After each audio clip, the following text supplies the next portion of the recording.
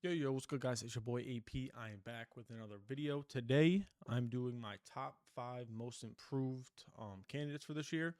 To give you kind of my specification of this reward. I'm not gonna go off what the NBA usually does. How like I don't think that Tyrese Maxey should have won it the year he did, and I don't think John Morant should have won it the year he did. So I'm gonna give you my top 5, not necessarily in order. I'm gonna say like 1 through 5, but they're kind of bound to change a little bit, and I'll kind of give you my actually I'll put them in order. Okay, I'll put them in order, which who I think will be number 1 through 5 right now. But I do want to say this is my criteria. I'm gonna kind of try to talk about it first, and then kind of compare it to the NBA. So from all the betting odds this year, I don't see any that are crazy, like out of whack. Like, oh no, this guy's gonna get it because of like I don't see any Tyrese Maxey's or anything in this reward. You know what I'm saying? Which is good. So, for example, like a betting favorite for the most improved is like Jalen Johnson, which I agree with. Hold on, I'm trying to find a good. I know it's not all about bets and stuff, but I'm just saying like because usually the NBA is kind of I won't say rigged, but so like the betting favorites right now is Denny Avia, Jalen Johnson, Keontae George, Nikhil Alexander Walker, uh, Michael Porter Jr., Anthony Black, Jalen. So like it's nobody that's like wow, like there's no reason for him not to be in that. Da, da, da. So my criteria is similar to the NBA so far. I'm comparing the NBA to betting, but you get what I'm saying. But basically, I'm going to give you mine. Kind of talk about why I think they do deserve it and why maybe that I think that they won't get it if they don't like if why I think they won't get it if they don't get it. Yeah. But we'll start off at number 5. Uh, which is kind of controversial, and he could also still jump up to. Obviously, like I said, this isn't even we're not even midway through the season yet. We're close, but we're not there yet. But I got my boy Ryan Rollins. Okay, um, so his scoring average is up 10 points per game. Uh, his minutes is up double almost. He's shooting pretty efficient, not efficiency. He has good efficiency. Shooting 39% from the three on 6 attempts a game. Um, yeah, having 5 assists, 4 rebounds. He's your typical like. He had to be in this regardless, just because of like. Look at these stats in the beginning of his career. You know what I'm saying? Like this, I feel like is the epitome of what I think the most improved player should be. Now the other guys on this list still do deserve to be up there. Because they don't necessarily have this story where it's 1 point or 2 points, 3 points, 4 points, 1 point per game, 6 points per game, and then 16. Like they don't necessarily have that big of a leap. Well, they have a big leap, but like they weren't at getting.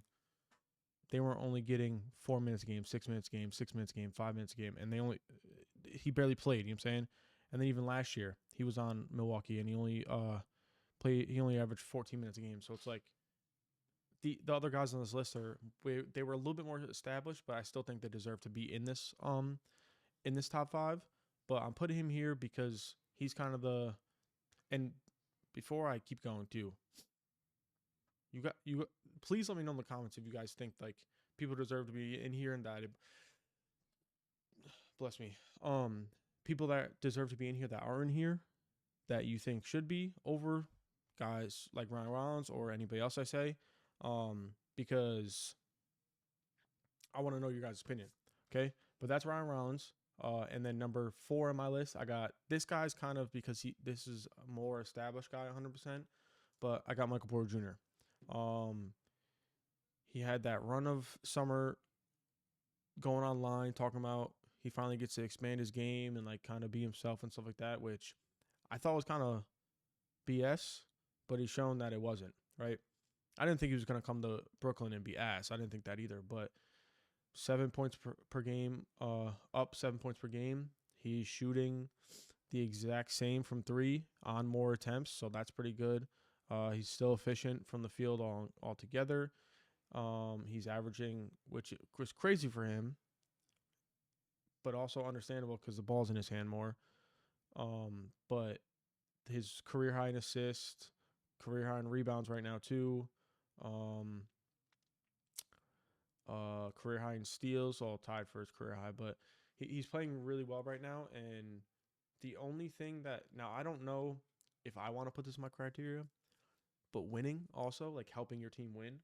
And most of these teams are pretty that I have are I'm pretty sure below 500. Um, Let me just look at so I can have it up so I can tell you guys when I see it. But yeah, the Nets 11 and 27, and Ryan Rollins, yeah, and the Bucks are 17 and 23. So that I think plays into a factor a little bit, but most of these guys I picked don't really have the greatest record, so it's not. I think that should play a little bit, like, but there's way too many people that are playing well this year too. So I kind of just picked the 5 guys I think stood out the most, and they might be the most obvious guys too. I don't really know. Well, I do know that they're the most obvious guys. Maybe Ryan Rollins, maybe some of you guys didn't know about, but I feel like you do if you watch basketball. But anyways, number 3 for me is my boy Jalen Johnson. Okay, he is kind of carrying this Hawks team. I don't want to say carrying. He's not the only one doing anything, but they are a whopping 20 and 22. They just traded Trae Young, so maybe even things will go up even more. But Trae Young hasn't really played this year, so it's kind of good stats to see how he played without him. But he's averaging 23 points, 10 rebounds, and 8 assists, which is crazy. He's shooting 36% from 3 on 4.5 attempts, 52% from the field. He's playing very well. The only gripe I would say is the turnovers, I guess. He's averaging a career high in turnovers, but that's just because he's getting the ball more. And 3.4 for having 8 assists. I don't I like his game. You know what I'm saying? He's a big man. He's playing everywhere on the court, on offense now too, doing everything for them. So he has a strong case for it too. I just think the 2 people in front of him have a stronger case, I guess. Maybe I think the guy I'm about to say next, you could switch 2 and 3 and put Jalen here, but I think the number 1, I'm pretty sure the number 1 is consensus. If you guys don't know it already, but I'll get there. But yeah, Jalen Johnson's stats speak for itself. And I think, if I'm not mistaken, I don't want to give it away, but I think the Hawks have the best record at everyone that I'm about to say right now. But with the number 2, in my opinion, is Keontae George. Okay, this is his 3rd NBA season. He's only been progressing. This is kind of a guy that's like, that's why I think Ryan Rollins is like the epitome of what a most improved award should be. But I also don't think that's necessarily right either, though, because of guys like this and the next guy after this. But Keontae George, 7-point increase. He's shooting better from the 3-point line. He's more efficient in general. Averaging more rebounds. His most assists. Almost 7 assists a game. He's averaging 23, 7, and 4. Those are great stats, and those obviously all these guys can improve more. Which bold take right here, but I might not be talking about any of these guys at the end of the year for most improved. You never know; they could fall off a cliff with their stats for all we know. I don't know, but I'm just saying. But they still also have a lot of room to improve, where Keontae can take over this guy at the number 1 spot that I got. But I'm kind of gonna jump into it because I really don't know what else to say. Other than I feel like everyone knew what number 1 was gonna be, just because of how the monster he's having. But we're just gonna go with Deni Avdija. Kind of crazy. 10 points, so the most out of everyone here, I believe. No, Ryan was 6.2 to 16.5. Okay, so he had, it's like 9.8, I believe, if my math is correct. I could be way off on that. 9.2? I don't know. I'm not doing the math. Anyways, basically a 10-point increase. And he's averaging 26, 7, and 7, right? He's shooting 35% from the field, 46% from the field. The dribblers are 19, 22. He's just dominating a lot of games. He's had, I believe, a few 30 pieces this year, if I'm not mistaken. Oh yeah, yeah. He's had I think I don't want to say a few 40 balls, but I think he's had more than just this one. But he's just like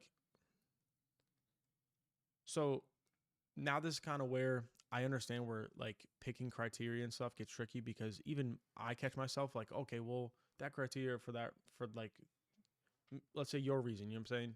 I don't know, maybe this is your criteria. I like catch myself like, okay, yeah, that makes sense why you put like make that a part of your criteria. So it's like Keontae George, nope, Jalen Johnson, right? He was still good last year. You know what I'm saying? Like, granted, he only played 36 games, but even the year before that, 16 points, 8 rebounds, and 4 assists, or 3.5 assists. Like, that's still good, right? Danny Avia was still decent last year, right? I like 17, 7, and 4. But then, like, I don't know. He just seems like the most complete player right now. And I guess, um, the more I'm thinking about it, he really does just look very like it looks like he just took that leap. I don't know how to explain it, right? That is bad criteria, and I do apologize for that.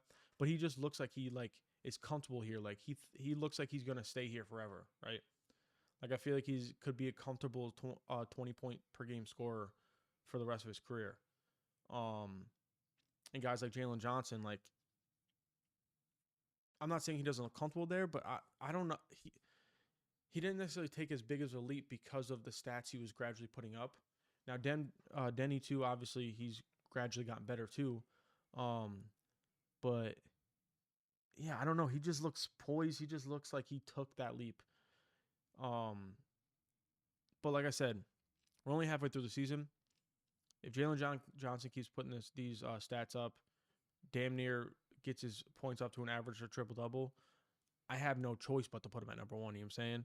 Um, I just see Denny like taking over games sometimes with like the 41 points per game, 41 points per game, 41 points against Houston against that defense. It's like and with a win, 33 points against Utah with a win. Like he's helping his team win a lot of games, and he just seems like he really took that next leap. Like the biggest leap out of everyone, I guess I should say. But then you could say that for Ryan Rollins. I don't know. So basically, this is my top five. But please let me know in the comments down below what you guys think the criteria should be or what your criteria is. And if you agree with me, if you think I have no idea what I'm talking about, because sometimes I don't. But make sure you guys leave a like on this if you haven't. And subscribe if you haven't either, because road to 1K. Please. Appreciate y'all. Share this with a friend. Do the thing that you do. It's your boy AP. I'm out. Deuces.